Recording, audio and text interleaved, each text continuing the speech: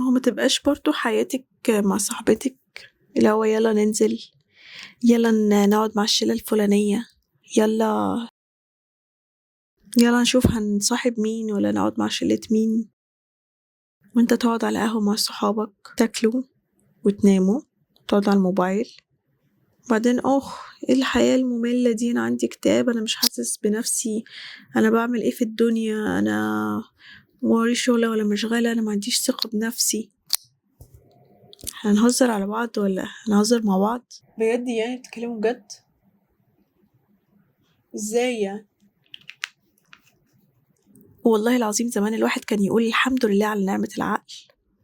دلوقتي 2025 الحمد لله على نعمة تشغيل العقل، علشان مش أي حد دلوقتي بيشغل عقله، مش أي حد خالص خالص.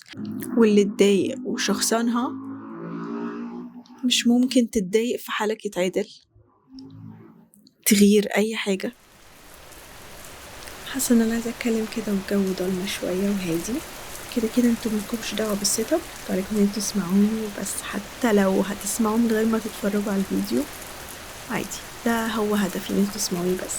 ممكن نتكلم المرة دي على موضوع كلنا بنحبه قوي، لان الزمن ده والقرن 21 الناس بتموت في انها تعيش في دور الضحية، او انها تشتكي من حالها، او انها ما بتستحملش الصعوبات او الابتلاءات بتاعت ربنا. يعني ده عادي، فجأة الناس كلها عايزة تبقى حياتها مرفهة ما فيهاش اي مشاكل، من كتر ما هم قاعدين على السوشيال ميديا فبيتأثروا بالناس اللي حياتهم حلوة، فبقت الناس العادية والعقليات التعبانة والناس الجهلة والناس الفقيرة والناس اللي دماغها فاضية، لا أنا مش عايزة مشاكل، أنا عايزة فلوس، أنا عايزة انبسط، أنا ليه بيحصل فيا؟ هو تحس من كلامها كأن الدنيا مستقصداها. لا، زيك زي غيرك، وده الطبيعي ان اي حد يتحط في مشكلة. ده مصيبة لو البني ادم ربنا ما حطوش في مشاكل خالص، ده اللي هو خد الدنيا عشان ملكش الاخرة.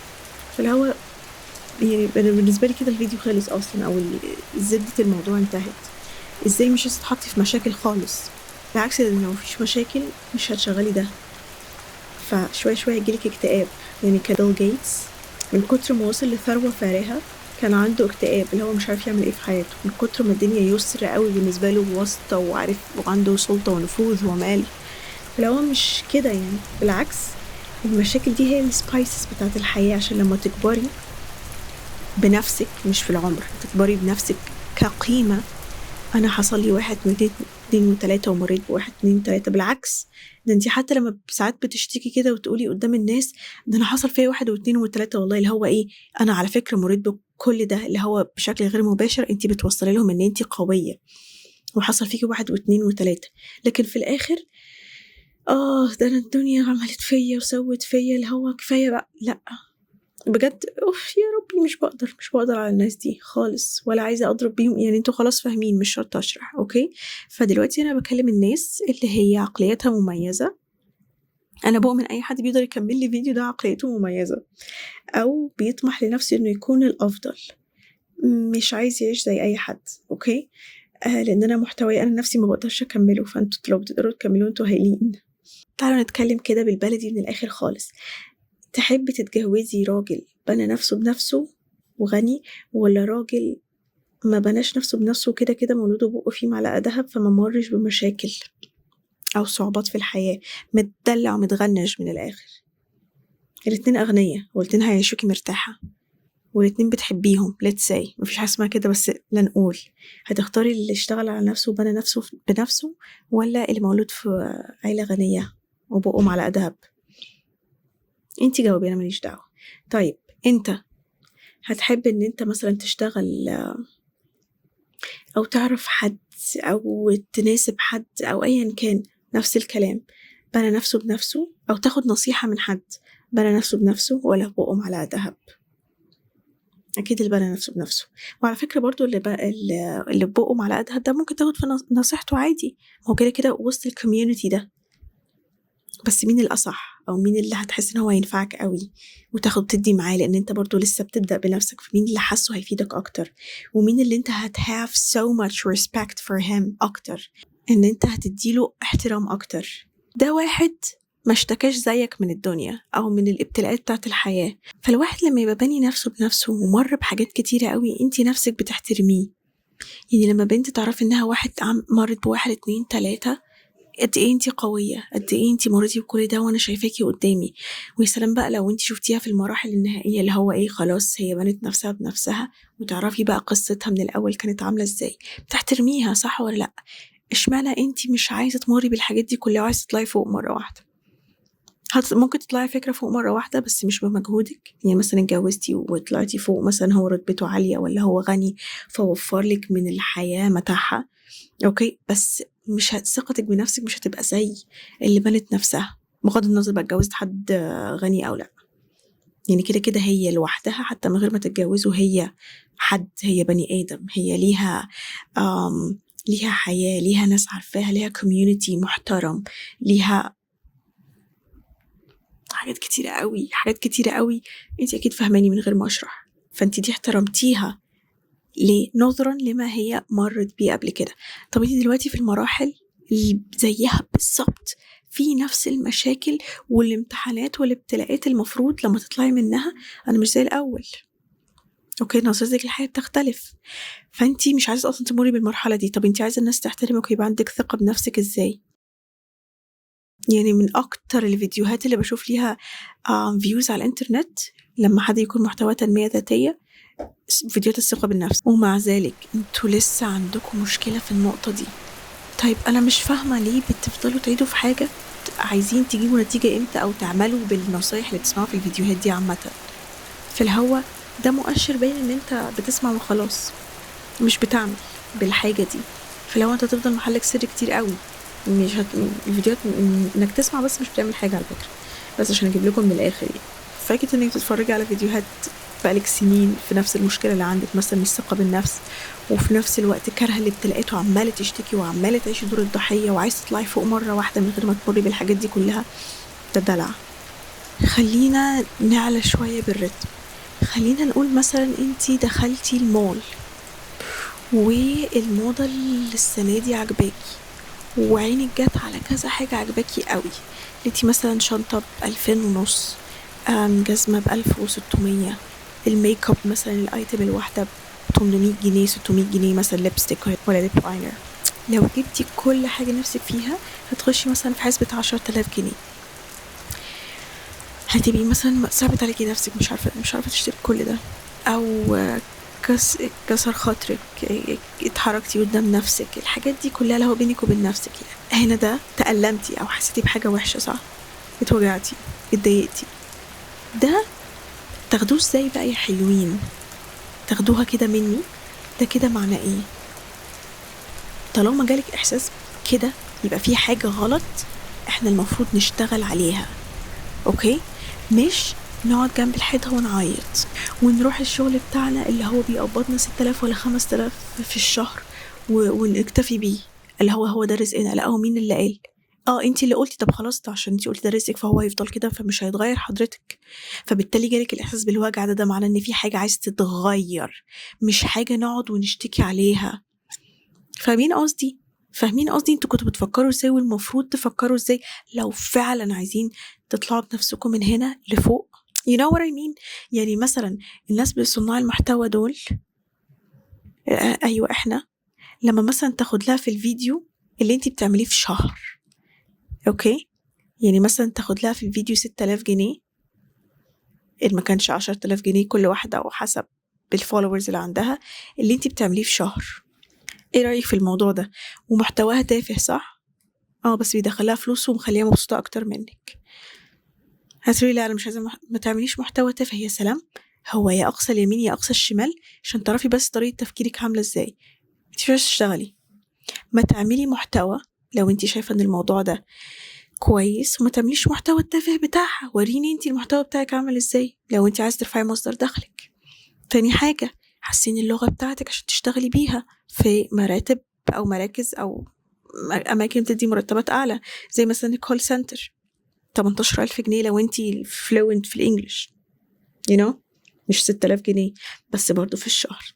صناع المحتوى بياخدوا اكتر من كده. anyways ليها كذا حاجة. ممكن تشتغلي سيلز بتقبضي بالعمولة، كل ما تبيعي حاجة ليكي ليها نسبة، فانت كده مرتبك مش ثابت، بيبقى أعلى وأعلى انت وشطارتك. فحطي هدف. فتاني نرجع الموقف بتاع المول، حسيتي بحاجة، اتضايقتي من حاجة، يبقى هنا بصوا، هو الإحساس بالألم بتاع الجسم ده معناه إيه؟ يعني مثلا دلوقتي أنا خبطت جامد في دراعك، أو خبطت حد اداكي بالقلم، فراحت ودانك صفرت. ودانك صفرت ليه؟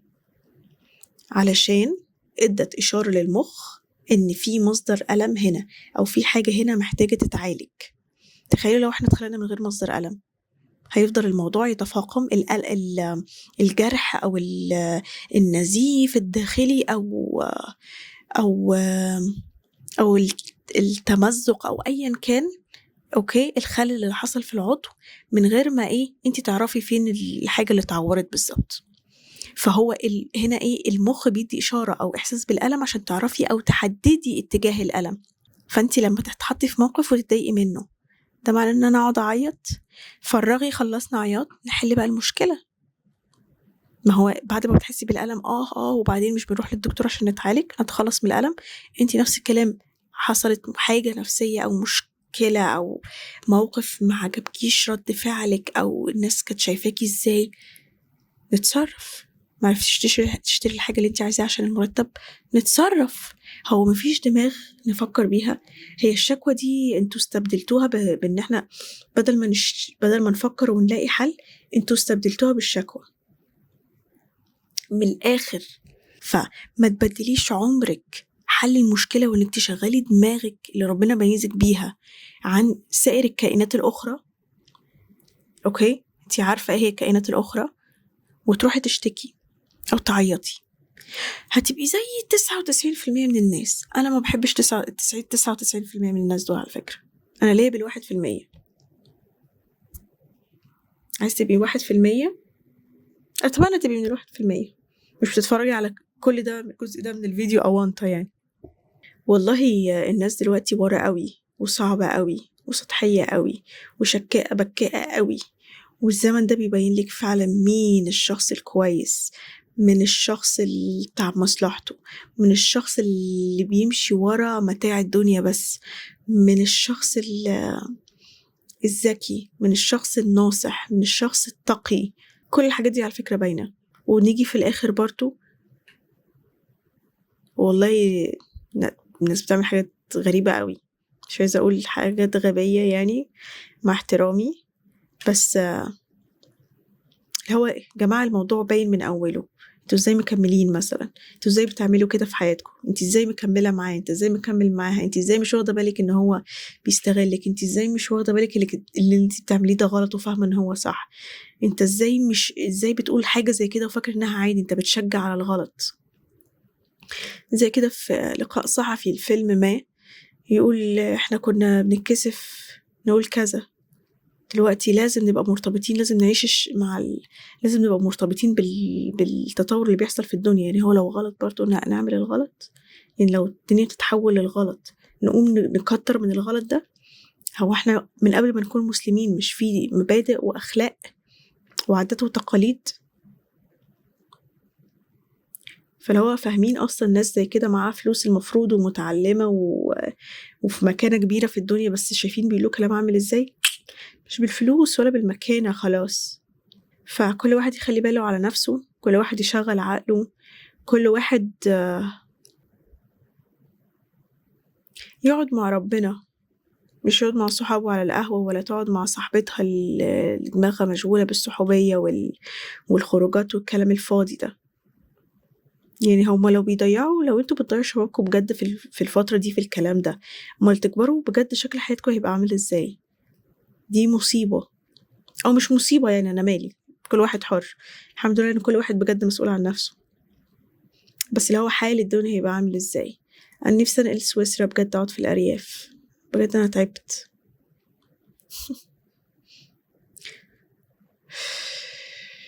بجد جماعة، اللي ياكل على ضرس وينفع نفسه ماشي، ركزي في نفسك ومستقبلك، واعرفي انت حددي اهدافك. ما تبقيش صاحيه من النوم كده وتنامي اللي هو انا مش عارفه انا هعمل ايه. خلاص هتاكلي وتشربي وتقعدي على التليفون كل اليوم وهتنامي في الاخر. شكرا. ايه العيشه دي مش عيشه بني ادمين. دي مش عيشه بني ادمين من الاخر. وفي الاخر تستغربي انا مال حياتي، انا مالي مكتئبه، انا مالي ما بعرفش اعمل حاجه، انا ما هو انا اللي بعمل لك كده في حياتك؟ ما انت اللي بتعملي كده بجد. ما بقاش في حتى تفكير او تحليل منطقي. اوكي بس يلا توكلوا على الله. شكرا.